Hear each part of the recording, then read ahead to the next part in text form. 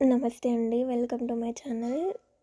ఇప్పుడు నేను చూపించేది సిద్దిపేట జిల్లాలోని నారాయణరావుపేటలో సంగమేశ్వర ఆలయం.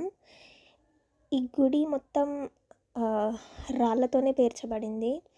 ఇందులో విగ్రహం అయితే లేదు, పూజలు జరగట్లేవు, వాస్తు బాలేదనో మరేంటో విగ్రహాన్ని వేరే దగ్గరికి షిఫ్ట్ చేసినారంట. ఇది చూస్తున్నారా, మండపంలాగా ఉంది గుడి ముందు. మొత్తం రాళ్ళతోనే కట్టుంది. చూడ్డానికి మాత్రం చాలా పాతదిలాగా కనిపించింది. నాకు చాలా బాగా అనిపించింది, అందుకని వీడియో తీసి పెడుతున్నా.